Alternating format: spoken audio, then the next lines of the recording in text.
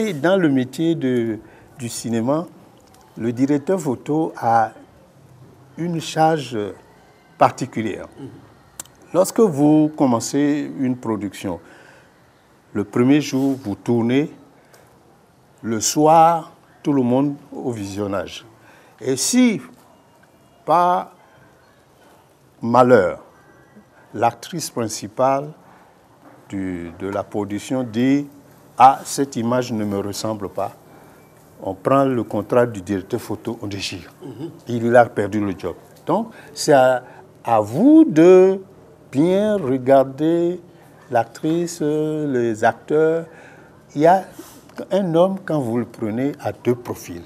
Il y a un profil agréable et un profil agressif. Si vous ne savez pas vous poser votre caméra dans l'axe où le monsieur est agréable, tant mieux. Mais si c'est le profil négatif, là, vous créez un personnage et l'intéressé dit non, moi ça me regarde pas, ça c'est pas moi ça.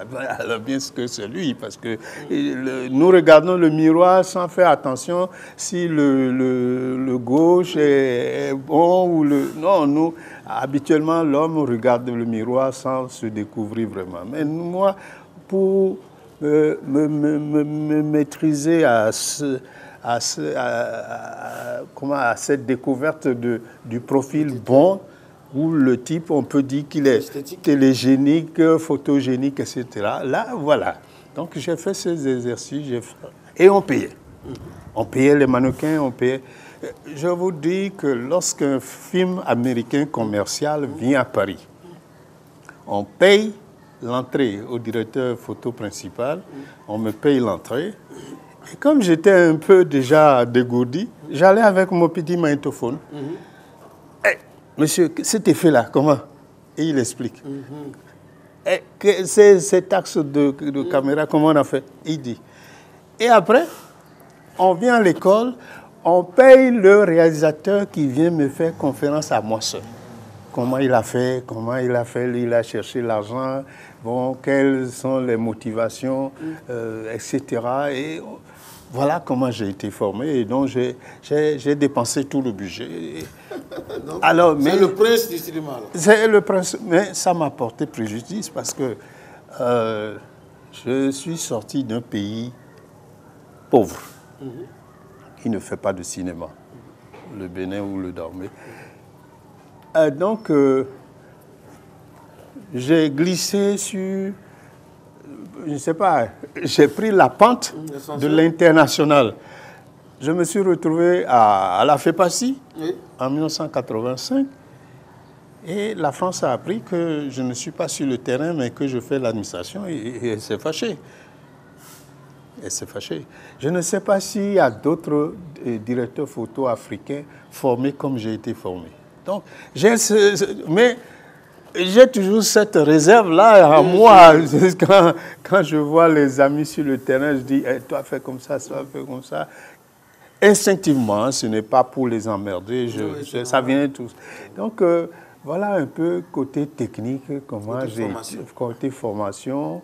Et quand je suis revenu au Bénin, j'ai fait 20 ans, quoique dans l'international, parce que je vais vous raconter une anecdote.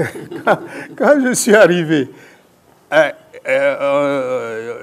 vieux dit « nous glons-nous ». Je dis « ça veut dire nous glons-nous ». Ils n'ont pas voulu que tu ailles faire la formation. Toi, tu es parti faire la formation. Et ils ont dit « bon, on le laisse évoluer comme il veut ». Donc, le directeur de la télévision du moment, il me dit « ah, vous êtes déjà directeur depuis votre formation, hein? Donc, je vous donne un bureau et vous faites ce que vous voulez dans la maison. » Bon, c'est comme ça que j'ai évolué, ce qui m'a donné un peu la latitude aussi d'aller, de m'occuper de la Fédération panafricaine des cinéastes.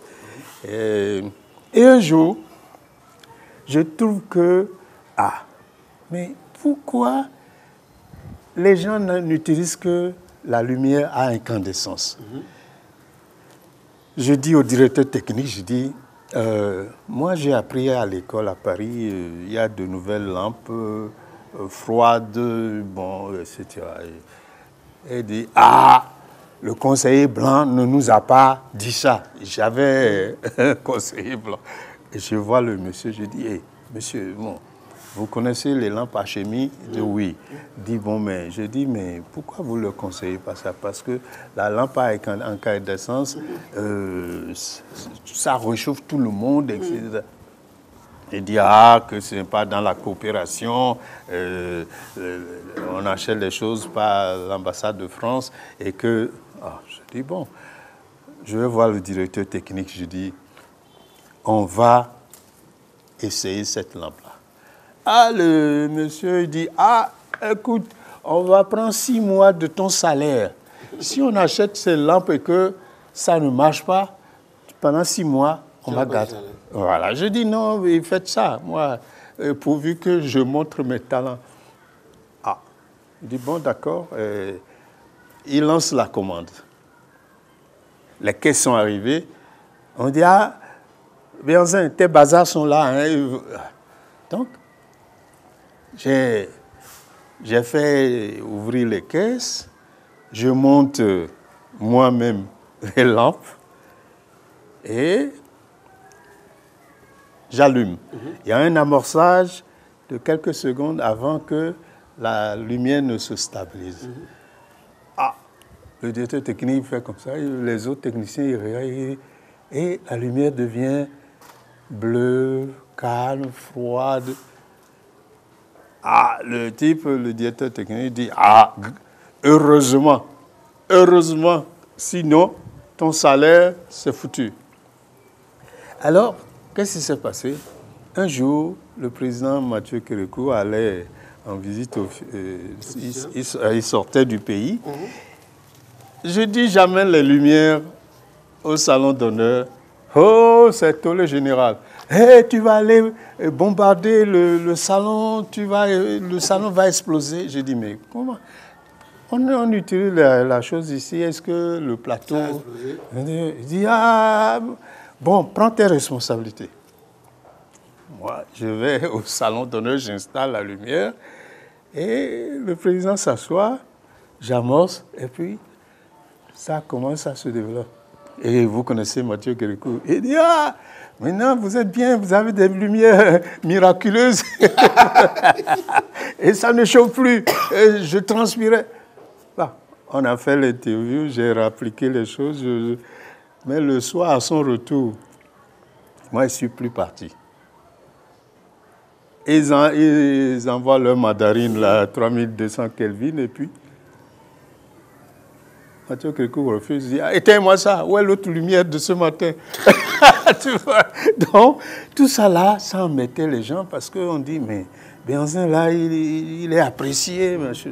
Je vais vous donner une anecdote. Quelqu'un m'a vu après ma sortie,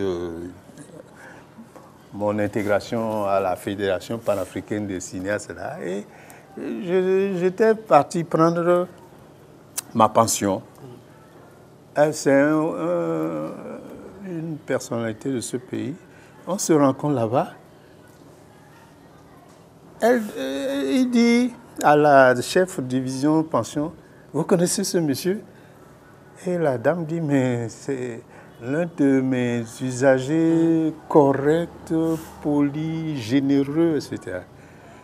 Et le monsieur se met à dire, Béanzin, nous qui sommes en dehors de l'ORTB et qui sommes à un niveau donné, nous savons tout. On ne pensait pas que tu allais sortir de l'ORTB vivant et rayonnant encore sur le plan international. Je dis, mais tu dis quoi là? Il dit, oui, nous, on voit tout. Je dis, bon, moi, je n'ai jamais... oui, parce que je n'ai jamais voulu le malheur de quelqu'un. Au contraire, le salaire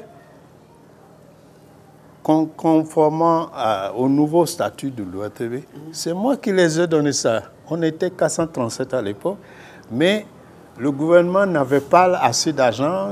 Donc, quand vous soulevez le problème de satisfaction des nouveaux statuts, on refuse. Alors, les syndicalistes sont venus me voir pour dire, mais qu'est-ce qu'on va faire? Donc, j'ai vu le gouvernement en place, j'ai dit, bon, si vous cherchez l'ORTB sur le dos, tant pis pour vous. Maintenant, ce qu'on va faire, donnez-leur ce qui correspond au nouveau statut. Et on a trouvé qu'il faut dégager une masse salariale, non, une masse d'argent, pour dire, vu les compétences de l'ORTB, c'est des primes de gratification. Et dans la loi finance, quand on fait cette gymnastique pendant 2 ans, ça devient définitif. Et quand on prenait la masse, on partageait sur les nouveaux indices des gens.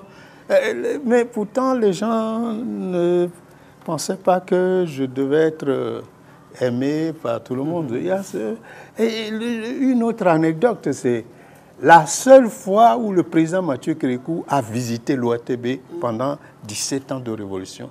C'est encore moi que je l'ai provoqué. C'était le 16 novembre 1989, donc à 2 pas du renouveau démocratique. C'est moi qui suis parti voir le directeur du Petit Palais, Soglo Jérôme, et j'ai dit, mais vous ne devez pas avoir honte. Les journalistes, les techniciens font l'éloge de votre révolution depuis, et vous n'avez jamais mis pied à l'ORTB. Alors que les gens n'avaient pas le salaire, les gens mouraient, les gens buvaient de raticide. Et le monsieur me dit, mais si tu es venu jusqu'au Petit Palais me dire ça, c'est que tu es courageux. Moi, je vais faire l'affiche et on va voir la réaction du patron. Il fait l'affiche. Le président dit, je viens à l'ORTB. Moi, tout content, je vais voir les vieux de l'ORTB. J'ai dit, ah! Le président arrive. Et ils ont dit, bien, tu coupes tous les Iroquois, hein, mais là, tu ne peux pas couper. Nous, on a déjà ligoté son esprit. Il ne viendra jamais voir ce que nous, on mange. J'ai dit, ah, vous mangez des choses, pourtant, il y a ceux qui n'ont pas le salaire et meurent. Il dit, en tout cas, si tu comprends, tu comprends. Sinon, il ne viendra jamais ici. L'habitude, quand il fait là, il passe par la plage et rejoint son bureau. Ah, je leur dis, le lundi, c'était l'époque des messages portés. Il reçoit le premier message porté. On dit, le président va venir le vendredi prochain. Le vieux apprend, il vient me voir, il dit, oh, ça, non, c'est rien ça, on a reçu plus de messages portés que ça. Le mercredi, confirmation. Ah, c'est là où il dit, ah non, Tipo, ah, tu veux me faire honte. J'ai dit, pourquoi faire honte? Il dit, ah, nous, on a dit, il ne viendra jamais, et toi, tu as fait jusqu'à, on confirme encore. Et je vais vous dire, le jeudi, CDR, Comité de Défense Révolution, OJRB, OFRB, délégués du personnel, même les représentants des journalistes, chacun vient à mon bureau. Ah, eh bien, c'est toi seul qui peut parler à Kérékou. Hein. Bon, tu connais les problèmes. Je dis, c'est nos problèmes, nous les connaissons. Maintenant, ah, écoute, il faut nous défendre, hein, sinon l'ORTB va... Parce qu'à l'époque, le plateau n'était pas du tout climatisé. Vous allez là, les personnalités sortaient de là tout mouillées. Ah, je dis, bon, d'accord. Et le jeudi soir, un agent du Petit Palais vient me voir et dit, on va envoyer un peloton garder ta maison. J'ai dit, quel peloton là? J'ai fait quoi? Je suis quoi, moi? Je suis prince, mais à Bomé. Quand j'arrive à Bomé, on me donne ces ordres. Mais pourquoi vous avez... Il dit, ah non, tous les renseignements qu'on prend, les gens vont vous agresser la nuit. J'ai dit, ah, moi j'ai fait quoi? J'ai juste ménagé pour que Kérékou vienne visiter la maison. Mais pourquoi? Ah, non, c'est sérieux, monsieur. Je dis, je vous apprends que quand moi j'entre chez moi, là, quand je ferme le portail à 19h, je ne reçois personne jusqu'au matin. Ah, monsieur, on vous a averti, hein. Pour nous, vous êtes gentil, amical, etc. Je dis non, ne vous en faites pas. C'est le vendredi matin que, d'abord, c'est l'agent comptable de l'ORTV, qui est l'actuel président de la HAC. Il vient, il dit, ah, monsieur Bianzin, vous là, on ne vous voit pas. Chaque week-end, nous savons ce que nous envoyons chez le ministre. Je dis, c'est sa place qui lui demande ça. Nous, moi, il dit, bon, mais vous savez, hein, les cassettes vidéo qu'on achetait sur le marché ne marchaient pas. Mais depuis que vous nous avez permis d'acheter 5000 cassettes, les images sont de bonnes. Pourtant, vous n'avez pas demandé compensation. J'ai dit, quelle commission? Moi, je suis à l'international. Si je trouve un profit pour mon pays, il dit, bon, votre climatiseur ne marche pas. Je dis, laissez le climatiseur là. Moi, chez moi, à Bomé, là, c'est à Fafa qu'on fait, c'est un éventail qu'on fait. Il dit, oh, ne banalisez pas les choses. Vous devez. Je dis non. Je dis, il n'y a pas de problème. Et il dit, vous n'allez rien dire au président Mathieu Kérékou. Je dis, ah, mais pourquoi tout le monde pense que je n'ai pas deux têtes? Il dit, non, on vous reconnaît un courage, et puis, bah, alors, il s'en va. C'est le directeur général même de l'ORTV qui vient. Beno Nicolas, il dit, bon, bien sûr, non, moi je t'apprécie beaucoup, tu le sais, on est des amis. Je dis, oui. Et il dit, ah oui, ton climatiseur, c'est pas fort là. Je dis, laissez ça. Toi, Tessie Boni vient de dire, et toi aussi, il dit, bon, mais tu n'as rien à dire au président. Hein. Je dis, mais pourquoi vous pensez que c'est moi qui peux dire? Ah, il s'en va. Et puis on attend, ah. Le président, avec son cortège, ils sont partis d'abord à l'ABP, agent Bénin Presse. Et après, ils sont passés par la place des Martyrs. Le vieux qui me guettait toujours là, il force ma porte, dit, ouais, je t'ai dit non, Bianzin. Il va faire le tour, il va passer par la plage, il va partir. J'ai dit non, doyen. Le monsieur s'en va à l'ONEPI et de l'ONEPI, il va venir ici. Il dit non, mais à 11h30, les gorilles ont commencé pas à grimper nos toits avec Rashinkov. Et le vieux s'est rendu à la réalité. Il dit, Bianzin, tu as coupé l'Iroko. J'ai dit, excusez-moi, je ne sais pas, j'ai fauté. Il faut me pardonner. Il dit, non, le type tel que les gens sont sur les toits là, ça veut dire qu'il va venir. 11h35, il gare à la nouvelle maison de la radio. Et bon, comme les Allemands ont pu donner du matériel, les choses marchent quelque peu bien. Et après, le président Mathieu Kérékou passe dans la brousse pour venir à la télévision. Oui. Ah, moi, je restais dans un coin, j'orientais les sécurités rapprochées là, j'ai amené le thé. Il va sur le plateau, il revient les treillis mouillés. Ah! Et comme vous le connaissez, il dit, nous sommes des amis, non? Je dis, oui, monsieur le président. Quand vous venez à la présidence pour filmer les audiences là,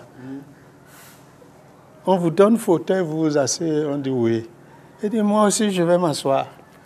Heureusement qu'on avait prévu des chaises à la nouvelle maison. On repasse dans la brousse et on s'assoit. De 11h35 jusqu'à 17h30. Wow. C'était la révolution. Tu vas bouger pour aller où? Vous ne pouvez même pas aller aux toilettes. Tout le monde était là. Et nous, les ingénieurs, on était première chaise devant, etc. Les gens parlent, les gens parlent. Et je vous dis, c'est à 17h30. Ah, je commence par recevoir des petits papillons là. Ah, bien sûr, il faut nous sauver. Vous voyez, les gens, ils mentent, ils disent que tout marche bien dans la maison, alors que les matériels sont tombés, on n'a pas acheté, les matériels sont en panne.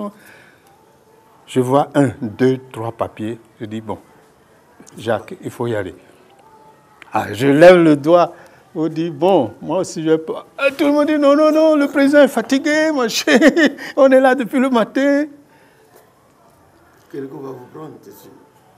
Le président Kérékou dit, le président des cinéastes africains, je le connais, laissez-le venir.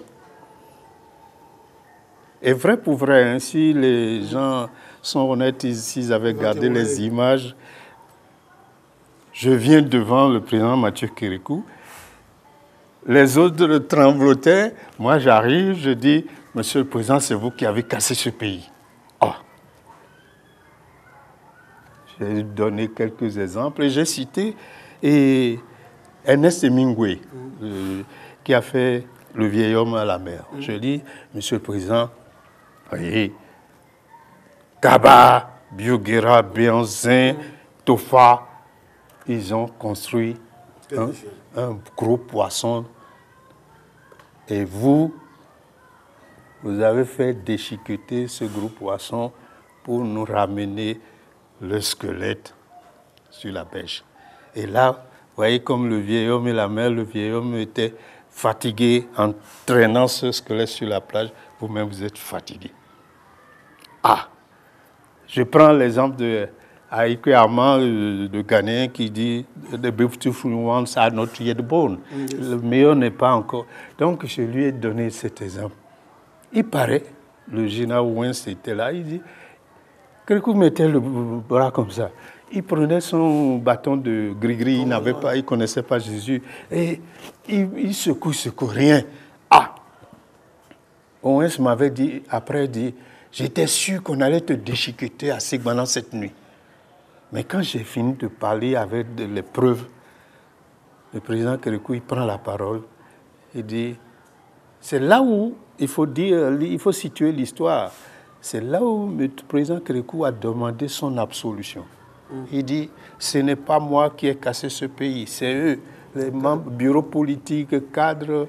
Parce que je dis, voilà, tes révolutionnaires, c'est des bandits. Je les dois, j'ai des ministres beaux, voleurs, de grands. Tout le monde savait que j'étais bon pour Sembwana. Mais il prend la parole, il dit non, ce n'est pas lui. Il dit, c'est pas moi, c'est eux. Il les doigtait, les ministres. Il dit, c'est eux qui ont cassé ce pays.